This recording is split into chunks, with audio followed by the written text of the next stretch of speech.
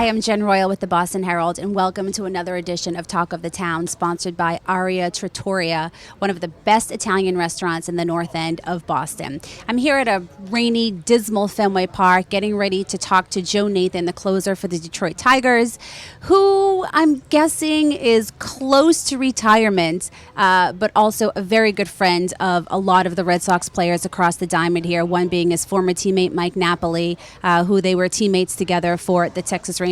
But Joe is going to share a pretty incredible story with me about his experience with the Boston Marathon in 2012.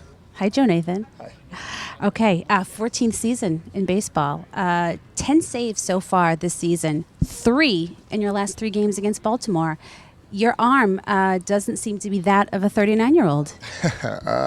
Does it feel that way? Some days, yes. Yeah. Some days it feels good. Some days it doesn't. But that's the nature of this business. Nature of baseball is knowing that you're not going to be 100% most of the time. So nothing new, and just trying to grind out innings. Competing against guys is the best part. Having fun out here. So. Okay, nobody's getting any younger. You and I are the same age. You're 39 years old. 351 saves, 9th place, but first for active. You just saw Mariano Rivera retire. 652 saves. To even think of those numbers must be, amazing to you. Do you think about those numbers at all? Do you think about what Mariano did and what Trevor Hoffman has done, and you think about where you are in those standings ever? Well, just obviously an amazing feat what they did.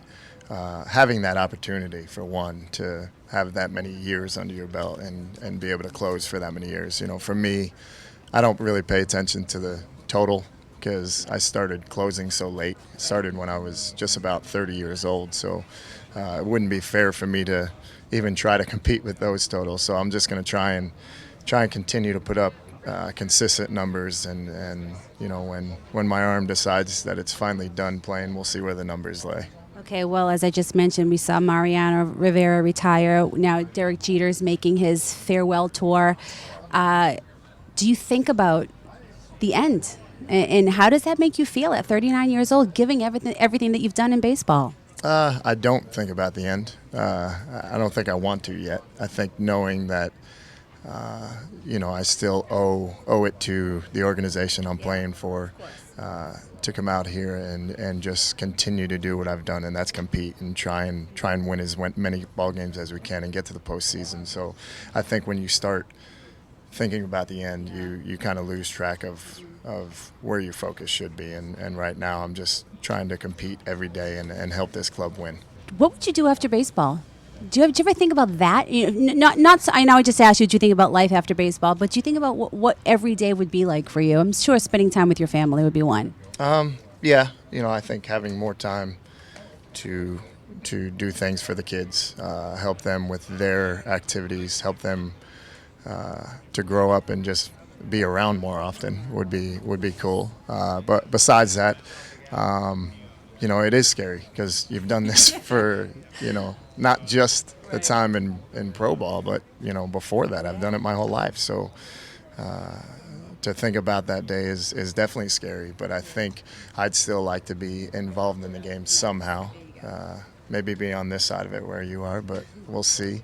We'll see what doors open up. Obviously with my agent, Dave Pepe, I think I could also get involved with him and his company and kind of help them out and let them continue to grow. So there's definitely some options out there, and we'll see where it goes. Dave Pepe, one of the best out there. Okay, Fenway Park, 7 saves here.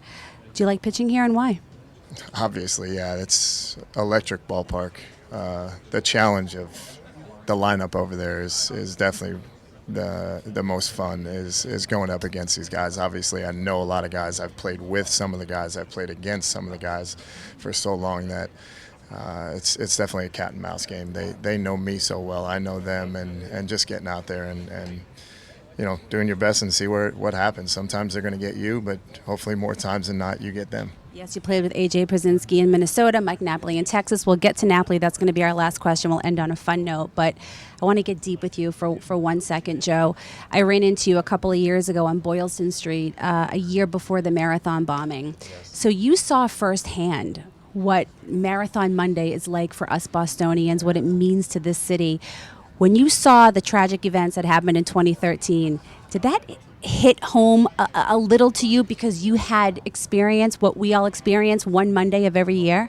Just, it's such a cool city. I mean, even on a normal day. And then the marathon comes in and this place just becomes an amazing, amazing experience. And I just tell people who haven't been around here during that day, they should get a chance to come here and really experience what so many people have. Kind of scary also, though, to think 1 year prior we were where that took place, and that definitely hits home and emotions come out. But to see how the city and basically the whole country showed their support, and I think this team did a great job. The organization did a great job of just showing the strength and support of this city and how special this place is. Amazing. It's funny that you mentioned all that. I remember when Mike Napoli came in with Texas, you guys were teammates, and he said, "Jen, I'm here for 2 days. We have nothing to do." And I said, "Oh, Michael, you are here for the best day of the year." The best day of the year, and it was fun. It was very cool, very, you could do anything from just go sit and watch marathon runners to, you name it. So much history here to go check out, so many things for people to do. And again, we're here now during commencement weekend, and it's another packed weekend. So it's been pretty cool experiences since being here. Okay, last question. You and Mike came so close in Texas to winning a World Series. He probably would have been Series MVP. I know a ring is the last thing on your bucket list here in baseball, but how happy were you for your friend Mike Napoli to see him get that ring with Boston? Such a cool thing. It's one of those bittersweet things. You get to see other guys experience it. I've got really close friends over there: Napoli, Lackey, PV, AJ. Obviously Ortiz. He's done it a couple times, so he's spoiled now. But to see them win it and see how happy and the experience they get, it makes you want it more, though. So it's bittersweet, but I was so happy for them. Any thoughts on his appearance lately? His beard is pretty special. I know him and Elvis Andrews were competing for a while, but I got to give it to Napoli because Elvis had to shave his. So I'm giving the edge to Napoli. His looks good. I just saw him today. It's very thick. Yep. That's why I don't grow one, because it's not thick at all. It's very patchy, so I can't do that. And he's about 30 pounds lighter. That I didn't know. He always has that baggy clothes on, so it's hard to tell. It's not like I get a chance. I'm not going to get too in depth, but I don't get a chance to see him in the showers these days, so it's hard to tell. All right, well, thank you for not sharing that. No one here wants to know what Mike looks like naked. All right, Joe, thank you so much for your time. Welcome back to Boston. Thank you so much. All right, that'll do it for this edition of Talk of the Town. Every week I say that was my favorite one. Last week, Johnny Pye McKenzie was my favorite. The week before, Craig Brislow was my favorite, but this was certainly up there with one of the most classiest athletes that I've been able to sit down with. So thank you to Joe Nathan for his time as the Boston Red Sox get ready to play the Detroit Tigers here at Fenway Park. Log on to bostonherald.com every Thursday to see which athlete, and not necessarily from Boston, will be highlighting next.